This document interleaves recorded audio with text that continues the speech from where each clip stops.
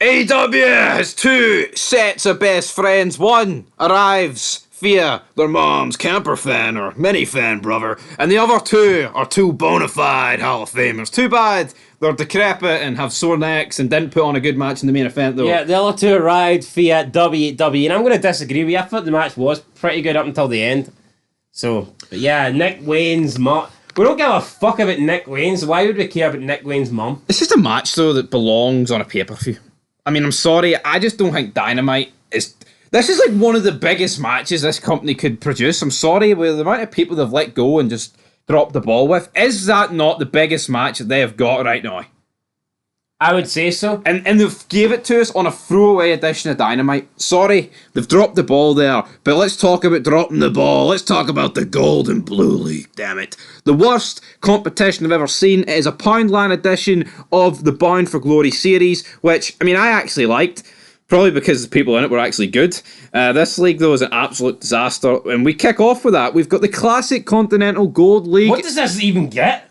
If you win this, how do you win it? I'm assuming it's the top of League Blue versus the top of League Gold. That's what I'm assuming. I don't think there's any prizes for second place. I think it is purely if you win the group, you face the winner of the other group. But let's say you do win it, so it's blue winner versus gold winner.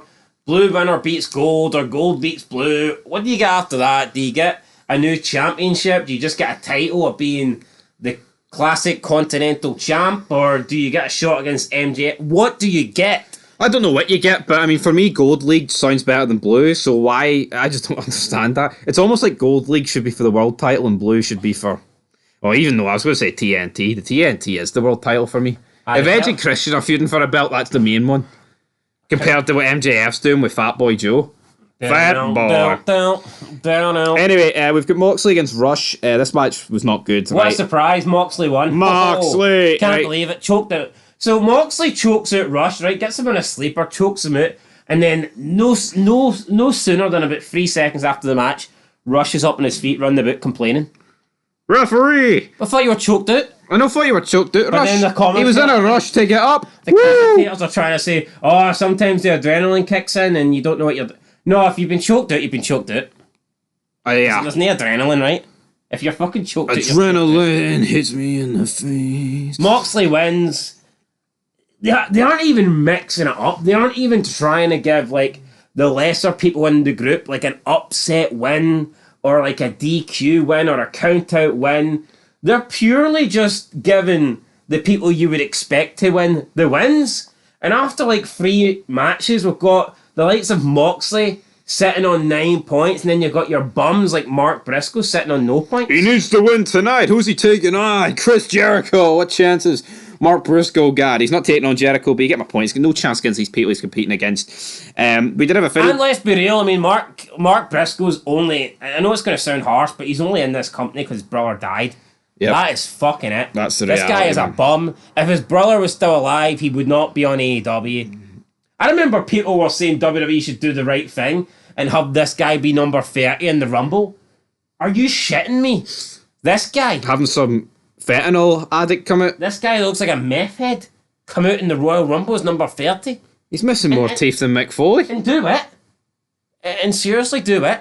I'm not What would this guy do in the Rumble? No, I'm not even joking, right? If this guy came out at number 30, would half the WWE audience know who he is? Like the casuals that are there. No, fucking less than that. You'd think this guy's just escaped from like the trailer park next to the arena and he's managed to somehow sneak past security. Like, see, if we didn't do YouTube and we didn't review these shows, I wouldn't watch this. But say you didn't, and we went to the Rumble and this guy came out at number 30, I'd be like, who in the fuck is this? Who the fuck is Mark Briscoe? Who's Mark Briscoe, buddy? Right, but before we get to Mark Briscoe, we've got a pretty awful backstage segment for me. We've got Hangman Adam Page and Renee Young. MJF interrupts. For me, MJF does not feel like the world champion. He talks about, I've been hitting the head a few times during this epic world title reign. It's not been epic, man. The title reign has sucked. He feels like an absolute jobber. Like, anytime you tune into AEW, it's Christian cutting the promos. It's Christian ending the shows. What's this guy doing apart from hanging out with his best buddy, Adam Cole, running around the kitchen, the living room? Well, now Adam Cole's out and it looks like his new best buddy, Samoa Joe. Yeah. What is the gimmick? Is Samoa Joe having to keep MJF safe so he can get a title shot? Has he got autism or something? I'm actually confused. Why the fuck are MJF and Joe teaming up? It's almost like Joe and MJF have become buddies, and Joe is trying to keep MJF safe so that he can get his world championship shot. And I just don't get it. Bunch of masked men running about, 4 skinny looking guys. I mean, it's probably just Adam Cole, Roderick Strong, and those other 2 dudes. But it's all wee tiny fucking men. Tiny dirty man. I do. I think the devil's Adam Cole. Adam Cole, baby. Adam Cole, bye-bye. Let's talk about Swerve Strickland against Mark Briscoe. They were chanting, this is awesome. What a match. 4 stars it got for wrestling headlines. We've got Aubrey Edwards marking out during the match. Hate her. I mean, I hate everyone in this match. I mean, this whole gimmick that Swerve Strickland's like a megastar needs to get in the bin. Yeah, I mean, he beat Mark Briscoe, but who doesn't beat Mark Briscoe? Hornswoggle would look like a megastar next to This match went about 16 minutes. I mean, no... See the fact that it went 16 minutes, they may as well play it out for a draw. Because we haven't had a draw yet. So I thought that's what they were going to do, but no. They get to like 16 minutes and then Swerve Strickland wins. He goes on to 9 points. Mark Briscoe stays on 0. Who cares? Match number 3 is Samoa Joe and MJF versus the Devil Rejects. Only we don't get this. MJF gets taken out backstage. Devil Rejects surround Joe. Lights go out, lights come back on. Nothing happens. Oh, who barred them? We don't know. We do not know, damn it. But we do have the AEW Women's Championship up next. We've got Toni Storm taking on Sky Blue. Toni Storm retains during this match. I mean, Sky Blue just kept repeating that move. What's that? Code Blue in the corner. Toni Storm seems like the only woman in this company that's actually got a gimmick where she wins and like do these vignettes where it fades to black. But see, apart from this, Tony Khan does not give a fuck about this division. He doesn't know. No, he just doesn't. Probably the only thing that I agree with Tony Khan on. Because WWE do a 50-50 gimmick where 6 matches, 3 are women. Yeah, I know. Tony does a 6 matches, 6 are jobbers, but no women, buddy.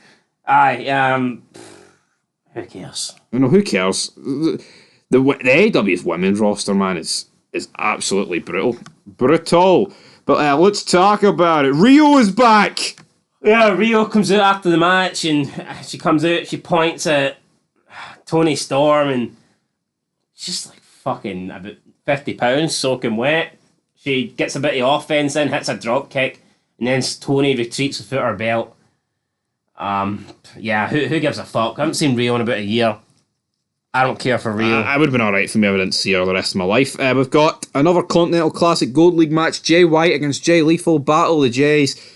Jay White wins. Classic wrestling match here. Psychology, baby. Jay White goes on to 6 points. Jay Lethal stays on 0 points. That is Jay Lethal and Mark Briscoe both eliminated from the Continental Classic. And before we get into the main event, right, look at the lack of segments on this show.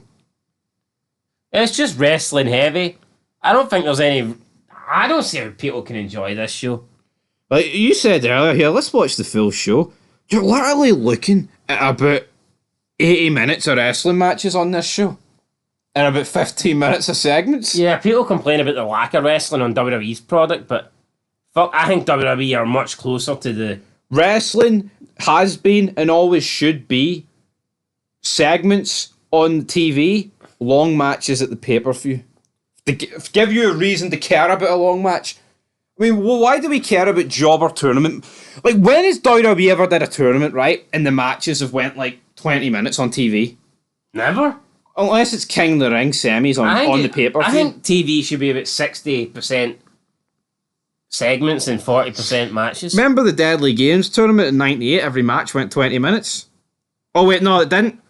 No, it was all quick, short, boom. And it was one of the best pay-per-views of all time. Anyway, let's talk about... It's just a deadly game. It's just 2 decrepit Canadians that are best No, but who friends. really wants a last 16 fucking 27-minute match? I mean, who wants that?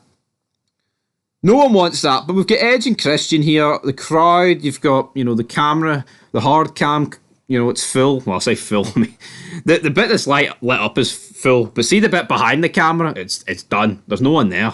I just think AEW should probably run short, like lower, smaller venues. But no, the problem is, once they do that, that's can defeat. Yeah, it's basically saying... It's like, we are going back. To Thursday nights. The Thursday nights, buddy. WWE whipped our ass on Mondays. We're going back to Thursdays. I get that, but I mean, it's embarrassing. Like when they can't even sell it I mean, not even half the arena. I mean, a lot of these arenas AEW are going to are like 25% full. And they're not even big arenas, like. No. You know, they're stick to the Impact Zone, man. Or the Dynamite Zone, whatever you call it. Maybe TNA, maybe WWE's got the right idea with NXT. You know, I think you need to be able to walk before you can run. And I feel like Tony Khan hasn't done that. No, he's just tried to run without even the first steps. But let's talk about this Running match. out of steam. Christian against Edge, TNT Championship. Maybe I buried it a wee bit too much. I mean, I think the match is alright. I mean, I can't expect a million miles an hour for these two at their age, especially with the injuries that they've had. But it's just like the ending means so much to a match. And getting Nick Wayne's mum involved in a feud between... This feud between these two is like 30 years in the making. We don't need Nick Wayne's fucking mum. No, we don't. Especially when these two... Christian's looking at her for 20 minutes. Right, if she's going to hit Christian, why didn't he just get up and batter her? If he seriously thought that? Or why doesn't he batter Edge? Yeah, is Christian not capable of fucking taking the belt off this woman? Yeah. Like, is he... But it was fucking obvious she was hitting Edge. See, when you bring out these nobodies, right? These losers, these fucking people that shouldn't be on TV, she made it completely obvious she was hitting Edge here. Yep. Now, someone that's actually a professional would have made it look 50-50, but nah, But man. Christian didn't really do a good job either. I think he was up far too early looking at her for about 30 seconds, so I'm not just going to bury her. I think Christian had... I think Edge did a good job. I mean, but I think it makes sense for Christian to look at her before Edge. But anyway, she hits Edge. Christian hits the kill switch. He then puts Edge's head on the title, stamps on his neck. He goes for the 1, 2, 3. Referee's been dead, bear in mind. But then he hears a 9 count and you get da da da da. The referee jumps up. I hit you with the 3-second turn. No, when you hit triangle when you're hitting a comeback on the game. The ref was fucking dead. And then as soon as Christian went for the pin, the ref literally jumped into the fucking screen out of nowhere. 1, 2, 3. Christian Cage retains the TNT nobody can work Championship. here. The people they're bringing in, the referees. I mean, they're all... It's a tough watch, AEW. It's not wrestling. It's not wrestling, it's a Diddy show. But, let's just talk about wrestling headlines rating. I gave it 8 out of 10. I will not be giving it 8 out of 10. I will be giving it... A 1. Yep, a 1. Far too much wrestling. Literally the only thing good was the main event, and I didn't even like the ending. So what is there to say about this show? Dynamite is mince. It's not great, is it? Like, you can talk... Like, Raw is awful, right? Make no mistake about it. But it's almost like with the 3 Rs, you can accept long matches. They have to kind of drag things out. But what's the fucking excuse on a 2-hour show for these long matches, man? There's no excuse. No excuse. Like, look how bloated this roster is. And I would say not more than like 20 people appeared on this show. Yeah, you should be trying to utilise everybody, but AEW See, back in the day, see, by the hour mark, you'd see about 45 people. And they're all better than the top people on here. But anyway, guys, 1 out of 10 for Dynamite. We're back very soon with Friday Night SmackDown with the return of CM Punk.